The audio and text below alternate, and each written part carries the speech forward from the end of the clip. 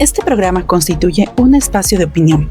Las ideas, expresiones y criterios emitidos son de responsabilidad exclusiva de sus participantes y no representan necesariamente la línea editorial ni la posición legal de este medio de comunicación.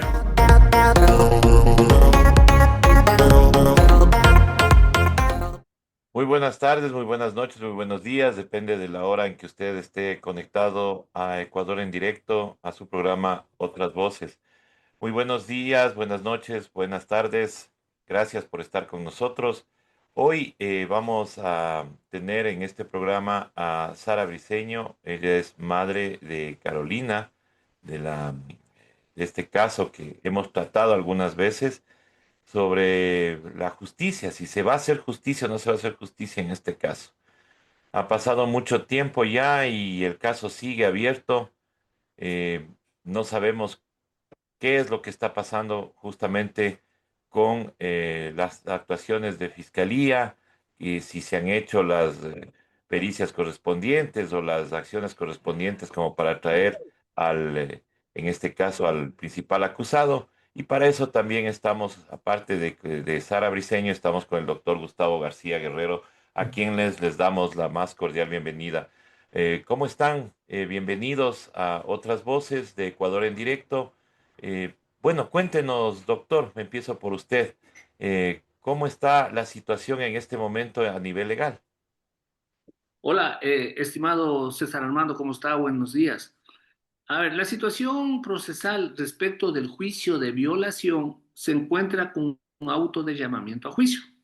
Ese auto de llamamiento a juicio también contiene una orden de prisión preventiva para la persona que está siendo procesada y es la persona, la principal sospechosa, la única del caso que nos ocupa. Por efectos de que esta persona salió del país, sí, se hizo el proceso de extradición para que pueda ser detenido y trasladado hasta el Ecuador para que enfrente la etapa de juicio, ¿sí? Entonces, ese trámite administrativo de la extradición que se hace ante el presidente de la Corte Nacional de Justicia del Ecuador y ante el Ministerio de Relaciones Exteriores ya tiene más de un año en trámite. De lo que conocemos, en marzo del año pasado, no de este año, sino del año pasado, esta persona fue detenida en Buenos Aires y de lo que entendemos está bajo arresto allá en Buenos Aires ante las autoridades argentinas. Indudablemente la preocupación de la madre es de que mientras no le traigan, no se va a poder aperturar la etapa de juicio porque de acuerdo al Código Orgánico Integral Penal, en esta clase de delitos se debe tener la presencia del procesado de forma personal. No se puede juzgar en ausencia, como en otros tipos penales se pueden juzgar en ausencia. En este tipo penal no se puede juzgar en ausencia, debe estar presente en la etapa de juicio. Entonces, mientras no se lo traiga al Ecuador, no se va a poder aperturar la etapa de juicio. Eso es lo que le puedo decir respecto al tema procesal de la violación y respecto a la extradición. Ahora, la extradición, nosotros somos legitimados pasivos pero coadyuvantes, si cabe el término, porque no somos activos ni pasivos directos, porque no tenemos nosotros el mecanismo de actuación, ya que todo el desarrollo de cualquier tipo de actividad procesal se lo debe hacer en la ciudad de Buenos Aires, en Argentina, porque ahí está ya el trámite. Entonces a la madre de la niña le tocaría contratar abogados en Argentina, lo que constituye un despropósito por el hecho de que no tienen los recursos necesarios para hacerlo así. Pero aquí debería, de alguna manera, intervenir el Estado a través de la embajada o del consulado para poder dar la cobertura necesaria a la madre, pues, porque los que le están pidiendo en extradición no es la señora Briceño, no es el doctor García, es las autoridades ecuatorianas porque consideran de que esa persona tiene elementos de convicción suficientes para que enfrente un juicio. Entonces, el Estado debe garantizar de que se haga justicia, que hasta el momento no lo ha hecho. Ahora, doctor, justamente este tema de la extradición, digo yo, ¿no se podría facilitar teniéndole como embajador en la Argentina a la doctora Diana Salazar, que me imagino conocía el caso o conoce el caso, y esto no podría facilitarse de alguna manera? Eh, Resulta, y hay un relato que ya la madre les sabrá explicar más al detalle, de que este tema que aparentemente es un delito común, o sea, es un delito grave, pero sigue siendo común, no es un delito político, pero tiene un tinte político por el hecho de que esta persona procesada es hijo biológico de un mando militar, ¿sí? Que tiene alguna relación con o estuvo en escena del crimen con el asesinato del señor Villavicencio. Dicen que él fue el que cogió el teléfono de uno de los sicarios. Entonces, y que en este gobierno todavía sigue en algún cargo importante dentro de la inteligencia a la persona que usted mencionó hacer la gestión, porque no es que va a ser de mucha ayuda, porque entre preferir a una madre que está buscando justicia y preferir a una persona que entre comillas tiene o es parte de, como testigo de un tema que ha causado conmoción nacional y mundial, que es el asesinato de Villavicencio, yo creo que usted sabe a dónde se van a ir los intereses, ¿no?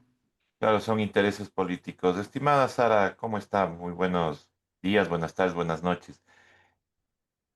Lo que me cuenta el abogado justamente es este tema que tiene relación, ya obviamente están mezclando el caso de lo que usted está buscando justicia por su hija con el asesinato de Fernando Villavicencio. Cuéntenos más a detalle cómo está el tema. Bueno, como hace un momento lo indicó el doctor Gustavo García, es verdad, el padre biológico de este monstruo, porque no tengo otro nombre para decirlo, lo que le hizo a mi hija con tan solo 7 años, está de autor directo ya, él está para llamamiento a juicio, o sea, estamos en etapa final.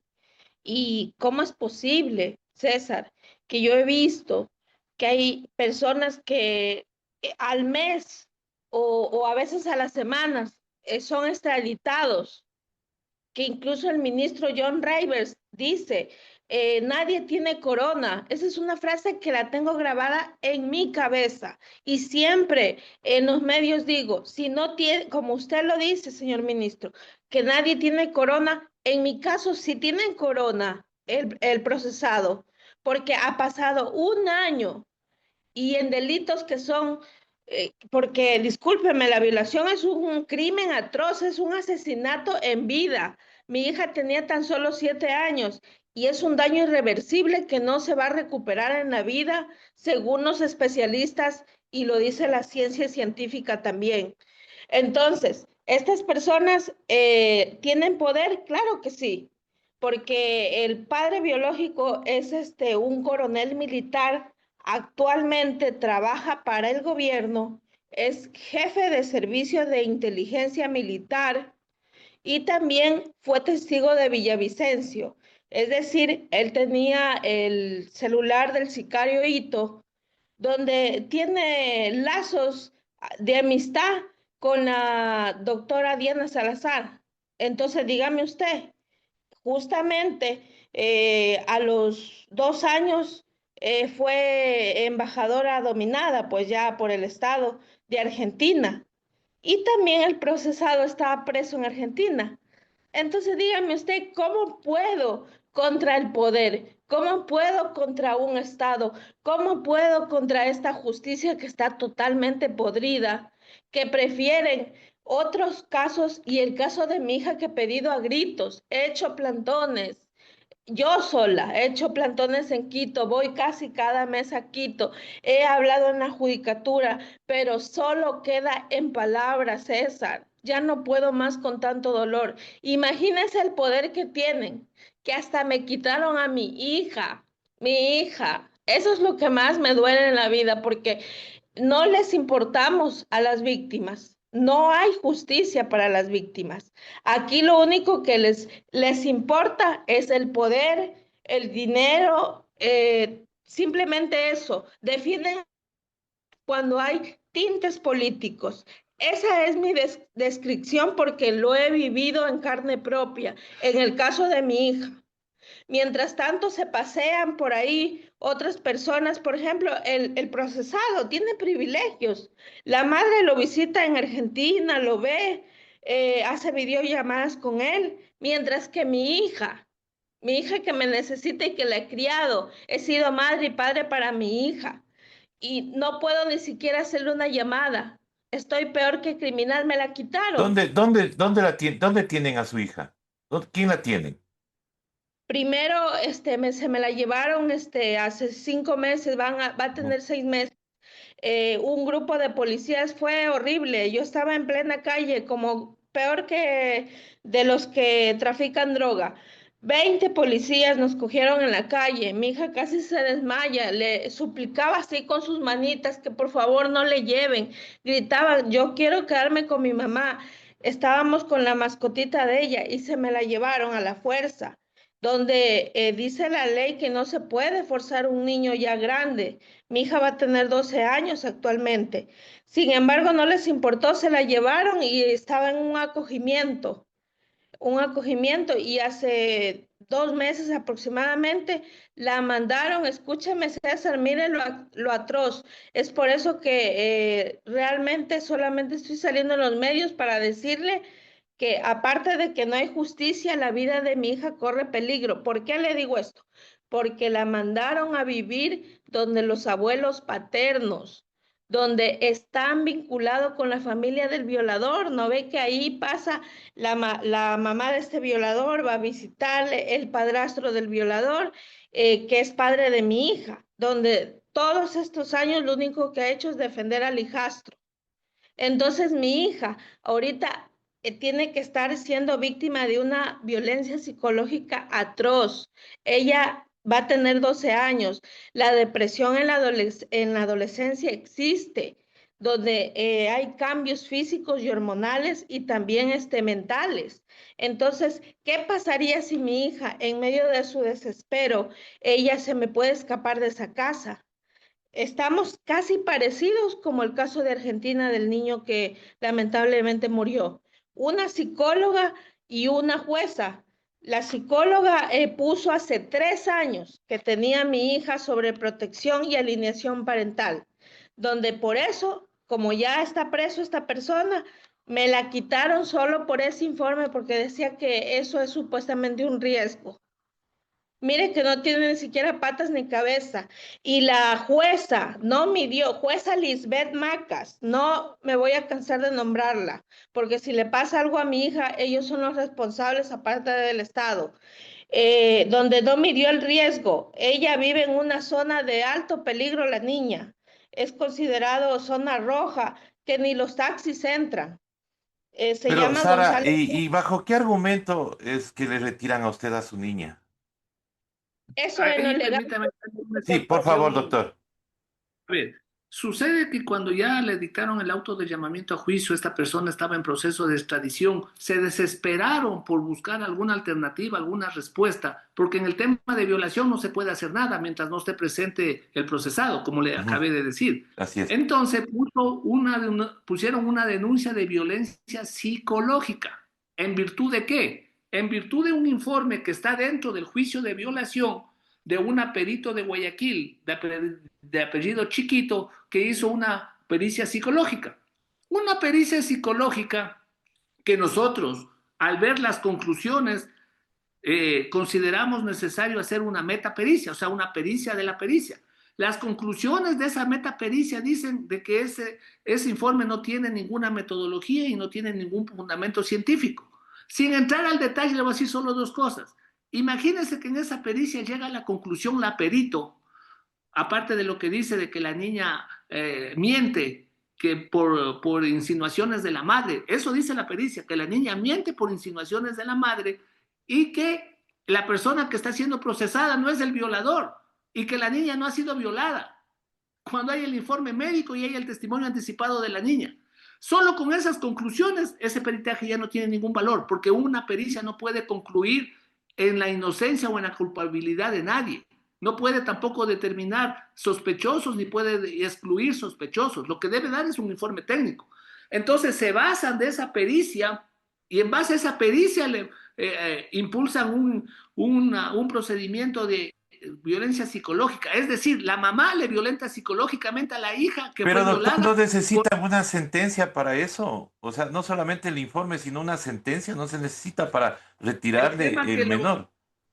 El tema que eso asumieron como medida cautelar, porque el tema respecto a los niños es muy Claro. estricto y dice si hay un peligro, inmediatamente hay que retirar al niño. Pero aquí no hay un peligro. Aquí lo que hay es la necesidad de retirar a la niña de la madre. ¿Con qué objeto? Y eso yo les he dicho. Y yo les he dicho de manera presencial en las audiencias. Yo le dije, vea, usted lo que quiere, le dije al papá de la niña, que es el padrastro de la persona que está siendo procesada, usted lo que quiere es llevarla a la niña para tenerle a su merced y poderle inducir a que cambie el testimonio. Pero yo le voy a decir algo, le dije.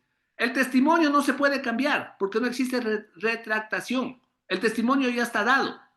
Y si ustedes le quieren dar un testimonio en otro juicio, no se puede traslapar de ese juicio a otro juicio la prueba, porque la prueba tiene que ser ventilada dentro del juicio que es pertinente. Ahí hay principios de la prueba, pertinencia, utilidad, conducencia, pero estas personas están completamente cegadas.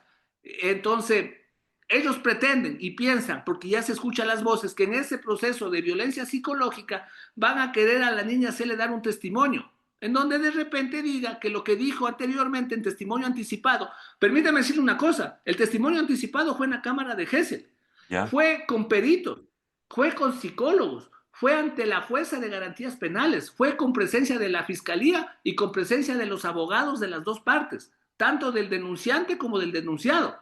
Entonces, en más de una hora, no fue un testimonio de 5 minutos rápido, no, en más de una hora. Entonces, y ahora salen con el cuento que dicen, no, sí, el testimonio sí dio mi hija, pero estuvo drogada cuando dio el testimonio. ¿Usted cree que con todito este aparataje alguien no se va a dar cuenta que la niña está drogada y está mintiendo? Pues es una tontería que no cabe, es el desespero. Entonces, cuidado, vayan a tratar de que en vez de querer solucionar un problema, se vayan a meter en otro. A pesar de que estas personas no tienen ningún escrúpulo, ¿no? Desde el inicio, mire, han puesto denuncias a los abogados, al fiscal, nos tienen denunciados a los abogados, al fiscal y a la señora por obstrucción a la justicia y por fraude procesal. O sea, nosotros estamos obstruyendo la justicia porque estamos buscando justicia. Justicia. Nosotros estamos haciendo fraude procesal porque estamos exponiendo lo que ha hecho esta persona. No tienen sangre en la cara. ¿Y sabe por qué yo le voy a decir de que esto sí tiene una connotación de poderes extraños que quieren dejar en la impunidad? Porque resulta de que este caso, me corrige Sarita, fue en el 2020, 2021, hasta el 2024, ya ha pasado 2 o 3 años, no se formulaba cargos, es decir, ni siquiera se iniciaba la etapa de instrucción fiscal, habiendo certificado médico forense diciendo que la niña fue violada. Y le digo una cosa, el tema de que la niña fue violada no ha sido negado por nadie. En muchas ocasiones, en muchas diligencias procesales, inclusive la contraparte ha aceptado, sí, la niña fue violada. El fiscal dice, sí, la niña fue violada. Los jueces, sí, la niña fue violada. Los abogados del procesado, sí, dice, sí, fue violada. Pero lo que nosotros decimos es de que no fue violada por la persona que ustedes están acusando, que está bien, ¿no?, desde su punto de vista. Pero había certificado médico forense, había testimonio anticipado y no formulaban cargos. Cuando eso, usted puede leer la literatura jurídica respecto a este tema, no solo sirve para formular cargos, con el testimonio anticipado y el médico legal sirve hasta para sentenciar. Eso no lo digo yo, eso lo dice la jurisprudencia de la Corte Nacional, eso lo dice convenios internacionales respecto al abuso sexual de niños. Entonces, aquí se quieren inventar otra teoría, otra doctrina respecto a este tema, cuando tenemos lo que debemos tener y esa persona tendrá que dar la cara a la justicia y tendrá que ser sentenciada, a pesar de todo lo que se haga en paralelo. Totalmente de acuerdo, doctor. Ahora, obviamente, pelear contra una persona que está arropada de tanto poder, obviamente sí es frustrante, diría yo, ¿no? Pero, a Y ver, algo que me sí, permitía, don sí, César, sígueme. discúlpeme, porque no hay que dejar ningún cabo suelto, porque después van a decir, no, pero eso no es toda la verdad. El único argumento en contra que los que yo he podido percibir son las dos cosas. Que dice que cuando dio el testimonio anticipado la niña estaba drogada. Yo ya le he dado los argumentos por qué no puede ser eso cierto. Porque fue una cámara de Gesell con tantos actores. Y dos, dice, no, es que fue violada por otras personas, otra persona. Yo le digo, está bien, si usted cree eso, cuando usted pensó eso y creyó eso, porque este proceso ya tiene 3 años, ¿no es cierto? Ujú. Más de alrededor de 3 años, un poco más. ¿Por qué usted no puso, dijo desde el comienzo del expediente, vea, mi hijastro no es el posible responsable, sino esta persona, esta persona, esta persona, y puso una denuncia? O antes de eso, ¿por qué no fue a la fiscalía y con alguna prueba, con alguna cosa, denunció a alguien? Ahora, a los 2, 3 años, recién viene a decir de que otras personas son las que le violaron a la niña. Y usted debería estar más preocupado. Yo le decía al padre así, porque es mi desesperación de padre, César Armando, es mi desesperación de padre. O sea, yo no puedo pensar como padre que yo esté preocupado en hacerle daño a la mamá de mi hijo cuando sé que a mi hija le violaron. Y si pienso que no fue la persona que dicen que le violaron, que es mi hijastro, yo me pongo a buscar a la persona que es, pues. ¿Sí o no? Pero de O la sea, forma legal. yo buscaría justicia justamente encontrándole al verdadero culpable, pues. Pero En caso de que sea aquí eso. a mí lo que me sorprende es esa desesperación de este padrastro por defenderle al hijastro y no a la hija propia. Es Eso es lo que a mí normal. me sorprende, me preocupa. Entonces, desde ese punto de vista no hay argumentos. Han cambiado una serie de abogados que eso ya es responsabilidad de ellos. Tienen un abogado para el tema de violación y tienen un abogado para el tema de violencia psicológica. El de violencia psicológica sostiene sus argumentos, dice, no, ya le vamos a formular cargos a la señora para meterle presa. Bueno, eso es lo que dirán. Estamos esperando de que osen formular cargos, para que nos notifiquen con todas las actuaciones. Y ahí tendrá que la fiscalía y el juzgado, la jueza de garantías penales, ver cuál es la responsabilidad que se tiene por iniciar acciones legales contra un inocente. El único pecado del señor Briceño es defender a la hija y buscar justicia. Vea, hubiese sido fácil a la señora, simplemente no hacer escándalo, no hacer problema, no le quitaban a la hija y dejar que eso pase. Pero no puede ser posible eso. Y la madre me ha dicho una cosa, don César Armando, para terminar y no monopolizar la palabra. Doctor, si no se hace justicia y si esto queda en la impunidad, yo voy a hacer público el testimonio anticipado de la niña, así me cueste cárcel por el principio de reserva que tiene eso. Pero preferible irme a la cárcel por haber vulnerado el principio de reserva de una investigación, pero para que la ciudadanía y el mundo conozca lo que mi hija dijo en el testimonio anticipado. Entonces, Armando, lo que dijo la niña en el testimonio anticipado es peor de lo que usted se puede imaginar. Ay, definitivamente es que toca tomar ese tipo de acciones porque aquí no se hace justicia y obviamente la justicia está cooptada por el poder. Doña Sara, obviamente no le vamos a alentar a que usted vulnere la ley, obviamente, pero uno tiene que esperar hasta las últimas consecuencias para ver si se puede hacer justicia o si se recupera la justicia en este país. ¿Cuál sería el pedido suyo específico a las autoridades en este caso, mi querida Sara? Bueno, me he cansado de pedir súplicas. Dígame usted, las víctimas indirectas, como lo soy yo, mi único delito ha sido pedir justicia para mi hija durante estos 4 años, donde sabe todo el gobierno, lo sabe el señor presidente, sabe la Judicatura de Quito, saben toditos, porque el caso es muy mediático, pero somos un objeto de burla para el Estado y para la justicia. Eso es lo que somos, porque no nos prestan atención. ¿Qué esperan? Una tragedia. Y si mi hija se hace algo contra su vida, porque estamos hablando de que ha de estar amenazada ahorita en el lugar donde no ve que está la familia del violador.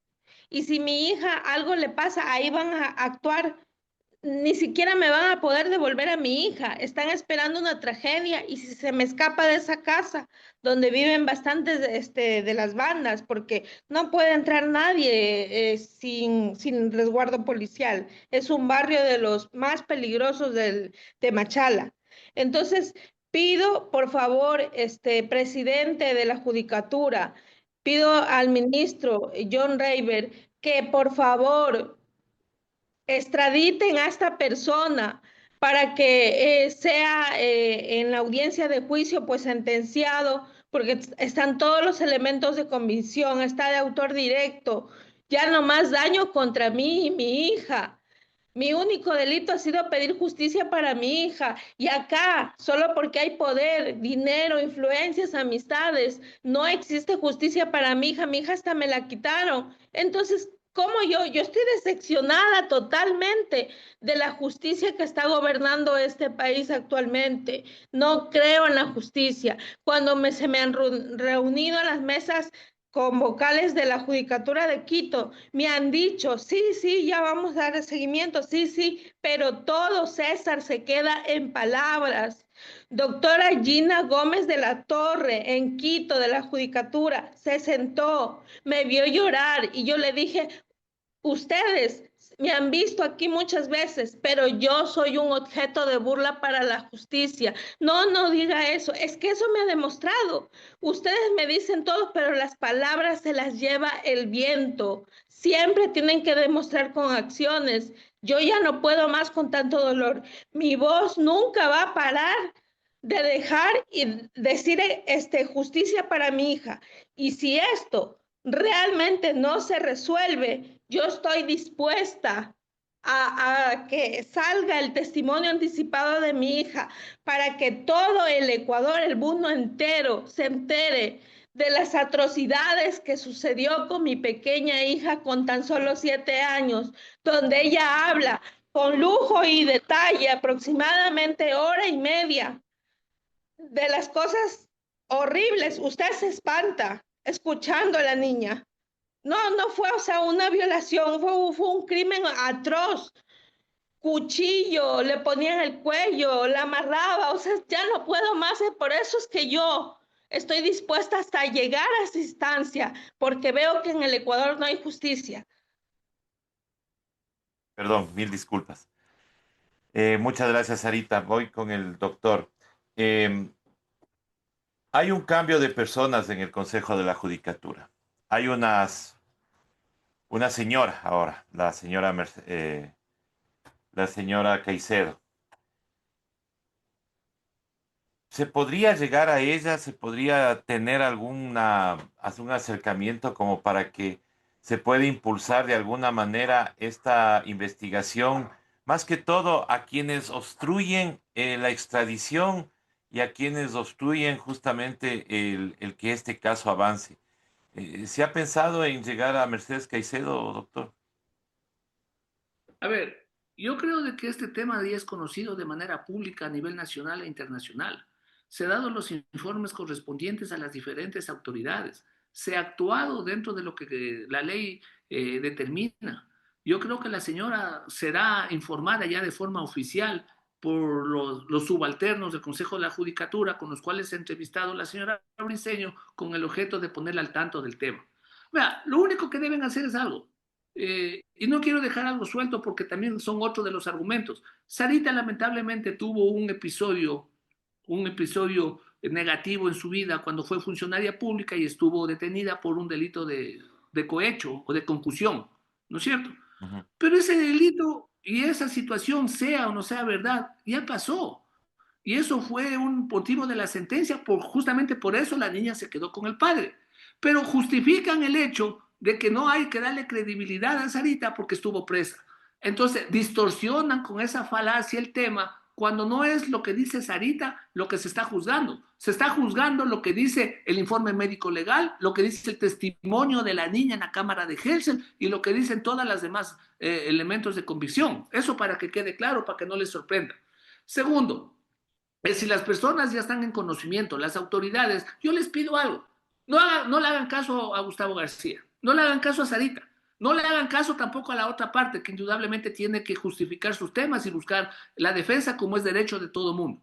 Hagan una comisión de psicólogos, de médicos, de abogados, sí, porque los órganos de control no les aplica la reserva a los órganos de control, porque en eso es lo que se han escudado, en la reserva que tiene el expediente con el objeto de que nadie más pueda revisar eso. Pero el órgano de control no Doctor, tiene perdón, ni siquiera la Comisión de la Niñez de la Asamblea Nacional. ni siquiera la Comisión de Niñez de la Asamblea, porque ellos se manejan en virtud de los informes que nosotros les damos y que la otra parte les da, no del expediente. Pero adentro, casa adentro, hagan una comisión, como mejor procede en gestión procesal dentro de la Fiscalía, o un informe en el Consejo de la Judicatura, y se revisa no para determinar si es culpable o es inocente, sino para que se determine la veracidad de los hechos de acuerdo a la normativa ecuatoriana, a la jurisprudencia y a la doctrina. Está el informe, está el testimonio anticipado, está el médico legal, por favor. Con eso es suficiente para sentenciar, no solo para llamar a juicio. Y si la niña mintió, como supuestamente dicen, ¿por qué los abogados, cuando estuvieron en el testimonio anticipado, no solicitaron en ejercicio de su defensa una pericia de credibilidad? A ver, si yo hubiese sido el abogado de la otra parte y yo creo que la niña está mintiendo, mucho más, es decir, creo que la niña está drogada, e inmediatamente le pido al fiscal una pericia de credibilidad, pues, ¿no es cierto? Que está autorizada por la norma, por el conocimiento, por la metodología. No lo hicieron, no lo hicieron, y ya se terminó la instrucción fiscal. Entonces, si ya no lo hicieron en ese momento, ya no lo hicieron, pues, ya no es oportuno hacer. Y además, así hubiese sido oportuno hacer, es el problema de la revictimización. A una niña que le relata de que la han violado de manera constante durante muchos meses y dando lujo de detalles, usted le puede estar preguntando lo mismo a cada momento, señor Bermeo. O sea, ya no hay ni siquiera humanidad. O sea, yo ya no digo que haya objetividad, que haya veracidad, que haya humanidad. Y vuelvo y repito, están en una posición, el papá de la niña sobre todo, está en una posición complicada. Porque por último, si no cree que este proceso es independiente, es objetivo y es veraz, ¿por qué no ha iniciado y por qué no ha solicitado una investigación a las personas, con pruebas obviamente, que crean que son las responsables? Porque simplemente no existe. Ese es solo un argumento de justificación de los hechos. Entonces, eso lo han preguntado cuando han pedido de alguna manera el derecho a la réplica en otras entrevistas. Un periodista le dijo, vea, y usted, bueno, ¿y usted cree que no fue su hijastro? ¿Y qué ha hecho por buscar a la persona? Porque yo, en vez de estar buscando hacerle daño a la madre, estuviera buscando a la persona que le violó a mi hija. Que realmente fue el culpable, ¿no? Obviamente. Es obvio. Claro. Y dice, pero vea, dice, si el testimonio anticipado está ahí, dice esto en la cámara de Heschel. Dice, no sé si no tuvo qué más decir, y por el apuro dijo, no, es que estuvo drogada mi hija. Oiga, y recién dice eso a los 2 años del testimonio anticipado, porque si yo le veo que la niña está drogada y yo soy el abogado del procesado, ese rato mismo yo dejo constancia en el acta. Vea, señora. O pido un examen toxicológico en el momento, pues. Hágase un examen toxicológico en este momento porque la niña está drogada.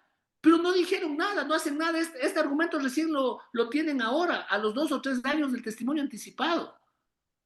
Entonces, todas esas cosas es lo que nos lleva a pensar de que las cosas no se están haciendo bien, que quieren dejar en la impunidad.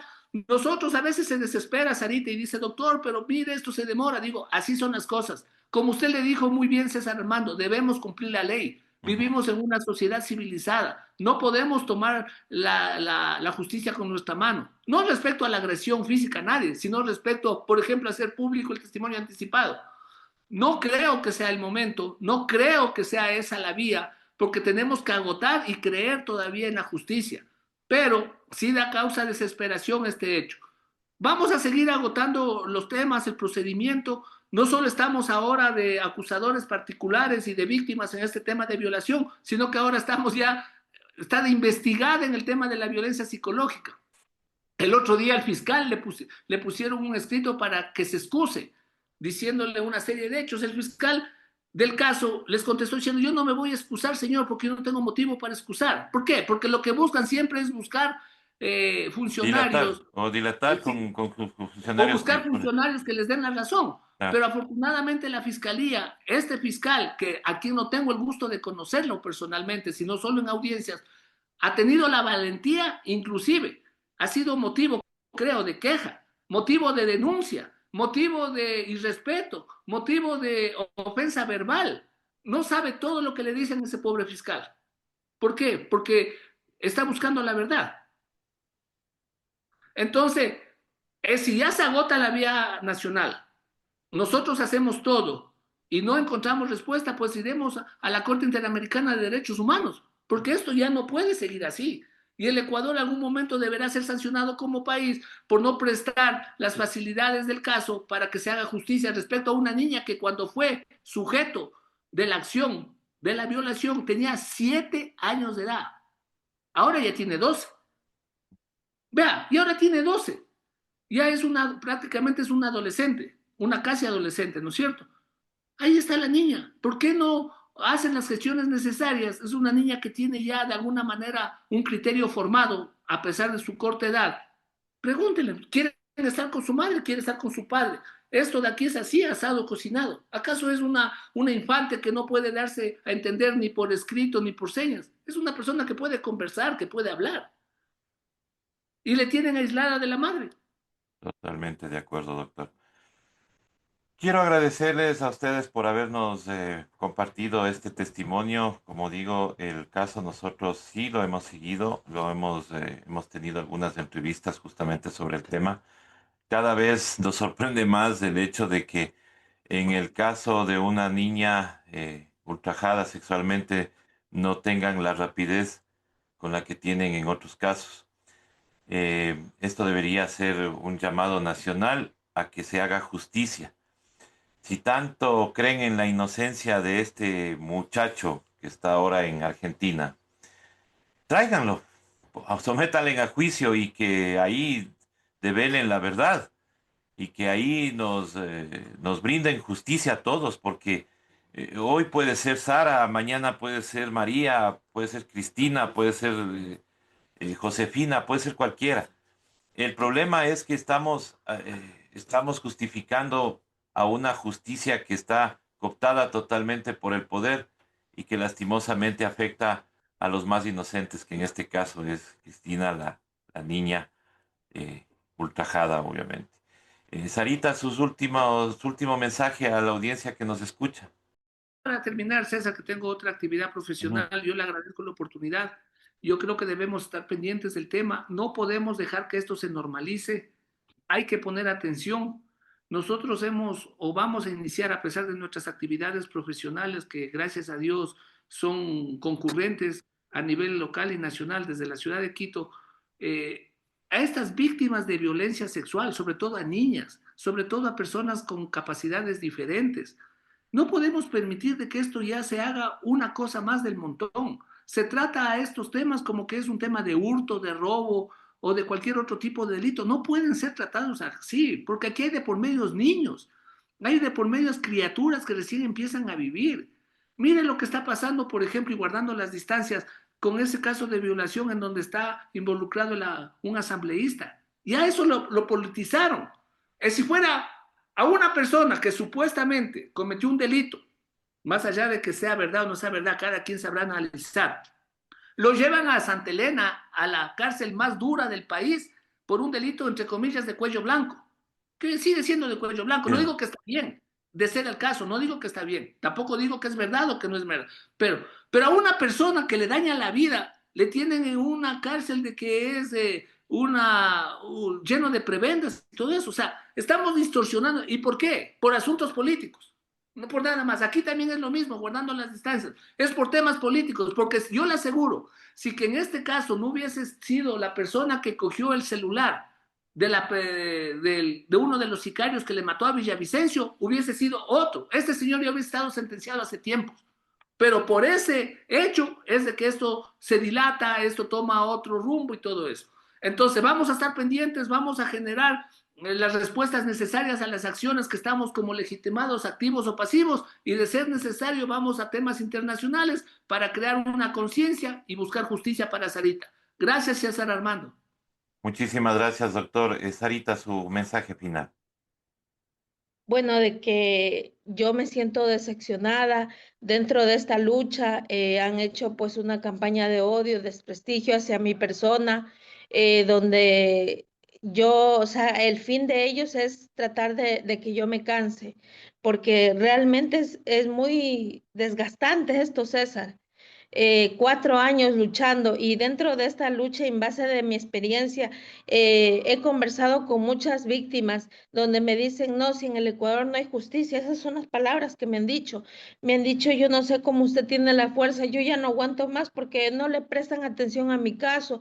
También mi hija fue violada, de otros casos. Estamos hablando que siquiera dentro de casos de violaciones, como un 60% más o menos son aislados por las madres, porque dicen que no creen en la justicia, porque amarran contra autoridades judiciales y sacan libre al violador. Entonces he conversado con ellas. Tengo grupos de WhatsApp de madres, de no solo de mi caso, sino de muchas niñas, donde es demasiado para mí doloroso escuchar que una madre, así como yo, me diga, ya no puedo más. Lo liberaron al violador, la justicia no existe. Esas son las palabras no solo mías, sino de muchas madres. Entonces, ¿qué estamos hablando?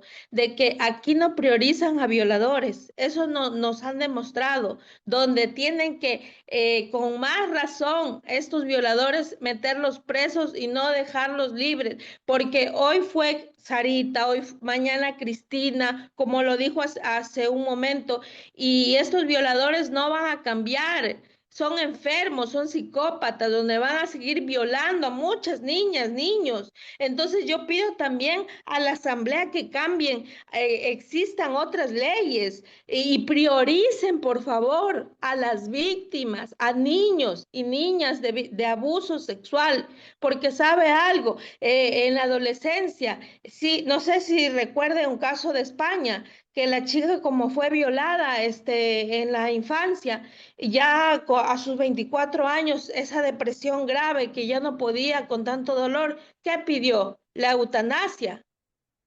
Y esa niña pidió la muerte porque el dolor es un daño irreversible. Eso también me dijo la psicóloga, que mi hija tiene un daño irreversible, estrés postraumático. Mi hija va para 12 años. Por eso yo estoy desesperada, César, porque mi hija es una adolescente donde está desarrollando sus hormonas físicas y también su salud mental está en peligro. Y si se me hace algo, es por eso mi desespero, pero no voy a parar de pedir justicia para mi hija hasta el último. No, no voy a parar. Si ellos quieren silenciarme, déjenme decirles que están muy equivocados. Una víctima porque pide justicia, ¿qué me han tildado? Hasta de loca, César. O sea, las madres que pedimos justicia estamos catalogadas, tildadas como locas, pero no me importa. Por mi hija, llegaré hasta las últimas consecuencias, eso. Muchísimas gracias, Sarita. La entendemos, obviamente, como padres entendemos cuál es su posición. Al doctor Gustavo García también muchísimas gracias. Gracias por habernos compartido este testimonio. Nosotros a nuestra audiencia, obviamente, decirles que tenemos esperanza en que algún día cambie la justicia y tenemos esperanza en que algún día podamos ser todos iguales ante nuestros juzgadores. Eso es lo que queremos para un país que se tilda de democrático. Muchísimas gracias nuevamente, doctor. Muchísimas gracias, Sarita. Y nosotros estaremos en una nueva oportunidad aquí en Otras Voces. Muchísimas gracias.